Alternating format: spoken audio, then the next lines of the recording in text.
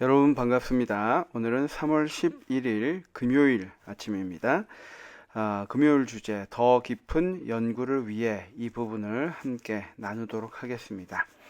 기도로 새벽 기도회를 시작하겠습니다. 은혜로우신 주님, 매일매일의 주님께서 저희에게 주시는 하나님의 말씀과 또 그 말씀 속에 드러난 주님의 사랑을 저희가 깨닫도록 주님 인도하시니 감사합니다. 오늘 이 시간 금요일 한 주간의 연구를 좀 더 깊이 생각해보는 시간을 갖고자 합니다. 주님께서 우리 마음에 역사하시고 또 주님의 사랑을 더 깊이 깨달아 하는 저희 모두가 되도록 인도해 주옵기를 예수님의 이름으로 기도합니다. 아멘. 여러분, 오늘은 믿음으로 말미암는 의에 대해서 좀 더 깊이 연구할 수 있는 주제들을 중심으로 한번 좀 살펴보도록 하겠습니다. 160페이지 핵심적인 토의를 위해 라는 부분을 보면 히브리서 11장 3절은 믿음으로 안하니 라고 이야기를 하는데, 믿음과 이해는 어떤 관계인가? 종종 믿음이 이해보다 앞서오는 이유는 무엇인가? 다시 말해, 가끔 우리가 이해할 수 없는 것들에 먼저 믿음으로 다가가야 하는 이유는 무엇이며, 그렇게 했을 때 더 깊은 이해가 따라오는 이유는 무엇인가? 라고 질문을 하고 있습니다.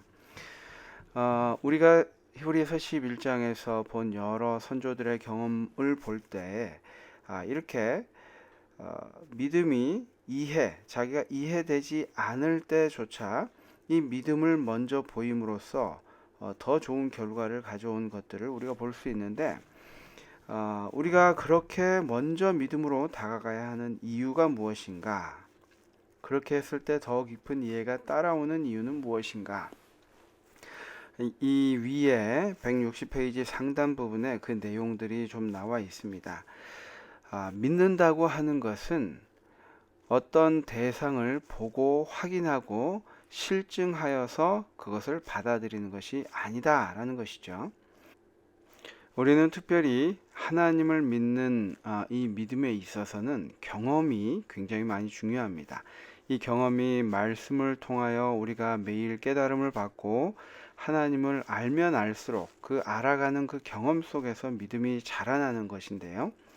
그래서 결국은 믿음은 어떠한 사실 때문에 믿는 것이 아니라 그 대상을 믿는 것입니다.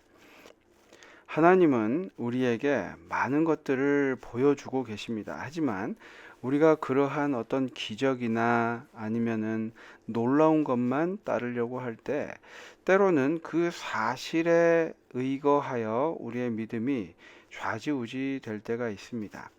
하지만 우리가 그 대상에 대한 확실한 믿음이 있을 때, 그 믿음은 반드시 경험을 통하여 오는 것을 우리가 알 수 있습니다.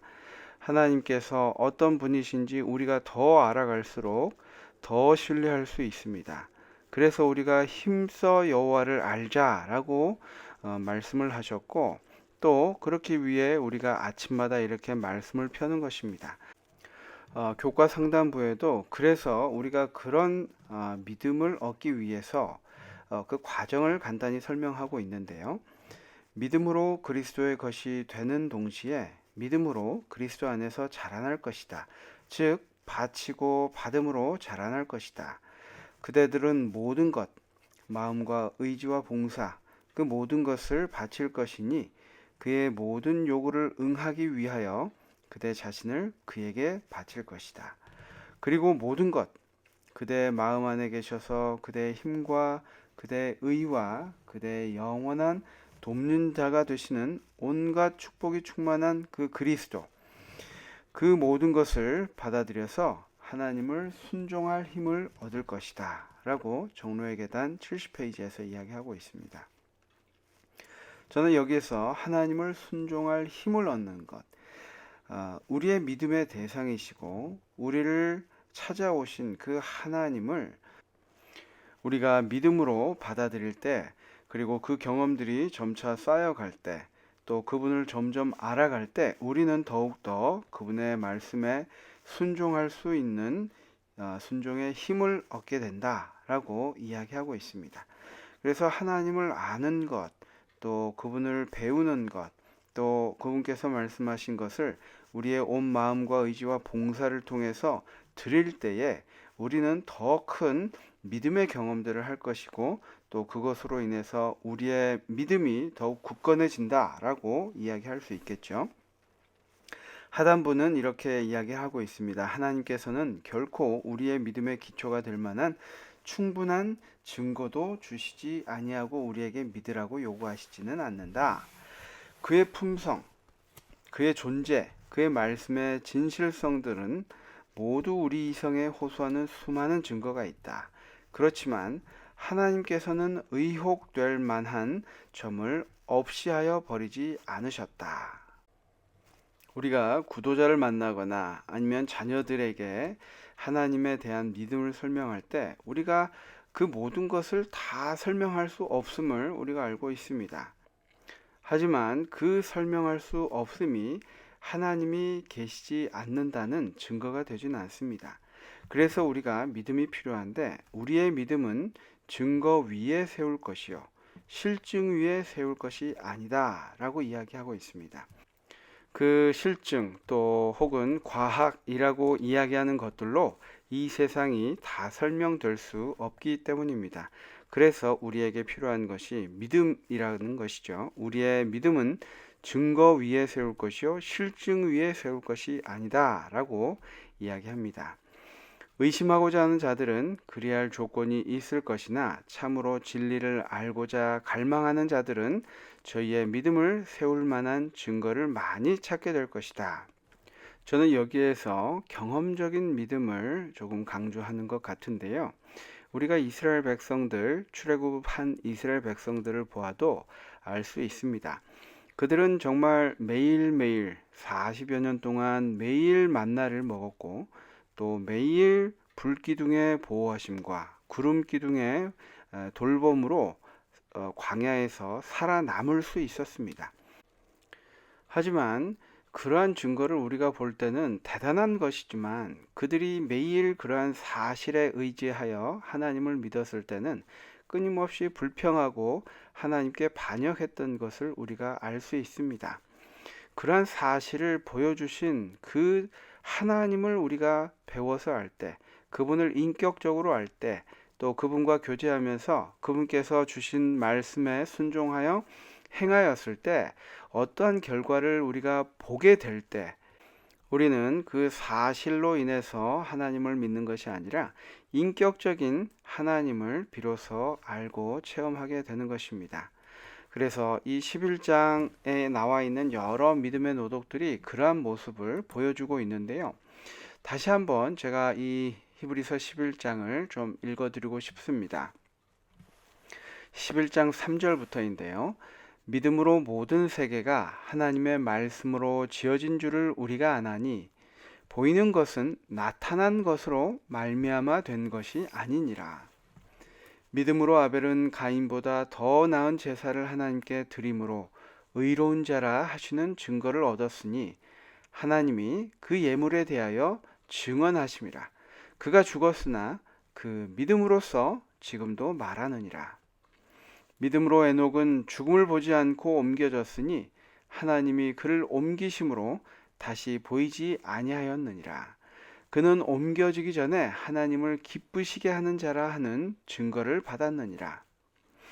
믿음이 없이는 하나님을 기쁘시게 하지 못하나니 하나님께 나아가는 자는 반드시 그가 계신 것과 또한 그가 자기를 찾는 자들에게 상 주시는 이심을 믿어야 할지니라. 믿음으로 노아는 아직 보이지 않는 일에 경고하심을 받아 경외함으로 방주를 준비하여 그 집을 구원하였으니 이로 말미암아 세상을 정죄하고 믿음을 따르는 의의 상속자가 되었느니라. 믿음으로 아브라함은 부르심을 받았을 때 순종하여 장래 유업으로 받을 땅에 나아갈새 갈 바를 알지 못하고 나아갔으며 믿음으로 그가 이방의 땅에 있는 것 같이 약속의 땅에 거류하여 동일한 약속을 유업으로 함께 받은 이삭 및 야곱과 더불어 장막에 거하였으니 이는 그가 하나님의 계획하시고 지으실 터가 있는 성을 바랐습니다. 우리 믿음의 선조들은 사실에 기반하여 하나님을 믿었다기보다 개인적으로, 인격적으로 알고 있는 그 하나님, 그렇게 다가오신 그 하나님을 알고 그분에 대한 신뢰가 쌓였기 때문에 믿음의 행동들을 끊임없이 하였던 것을 볼 수 있습니다. 정말 앞으로 어떤 것이 일어날지 아무것도 모르지만 믿음의 발을 내딛는 것을 볼 수 있습니다. 교재에서는 특별히 이 믿음 또는 신실함 이 두 가지 단어를 이야기를 하고 있는데요. 우리가 이 믿음뿐만 아니라 믿고 나아가는 것뿐만 아니라 우리가 신실하게 그것을 유지하는 것의 중요성에 대해서 이야기하고 있습니다.